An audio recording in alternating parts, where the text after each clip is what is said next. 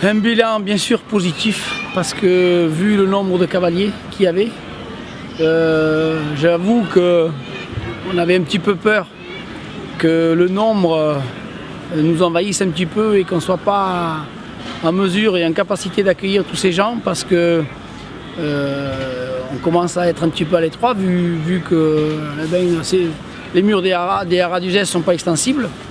Mais tout s'est bien passé. Oui, on a eu des gens comme monsieur le maire d'Uzès qui nous soutient tout le long de cet événement. Et on a eu monsieur Joël Abati qui vient de la région. Ça nous a fait très plaisir qu'un élu responsable au sport vienne, s'intéresse à notre discipline, voit les difficultés qu'on a, la capacité, notamment j'en parlais tout à l'heure, de la capacité d'accueillir les cavaliers. Si jamais demain, l'année prochaine, il nous arrive 100 ou 200 cavaliers de plus que cette année, on aurait des vraies difficultés.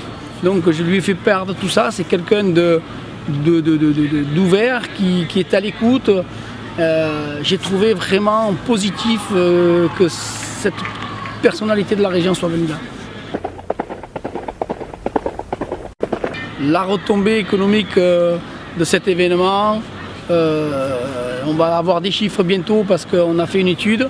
Donc on va pouvoir parler de choses concrètes. Vu la vente des chevaux qu'il y a eu ici, je pense que ça a doublé par rapport à l'année dernière.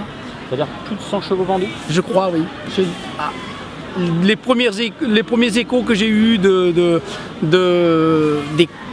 courtiers qui étaient là, ça a doublé par rapport à l'année dernière. Donc les éleveurs, sachant qu'il y a un véritable commerce sur notre événement, vont se déplacer encore plus nombreux.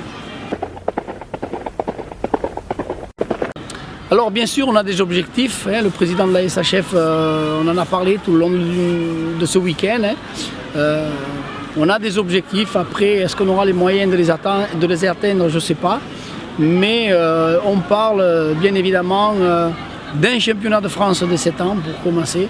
Et pourquoi pas, après, être candidat pour les championnats du monde des 7 ans qui existent. Cette année, ça s'est couru en Italie. Pourquoi pas se positionner sur un championnat du monde.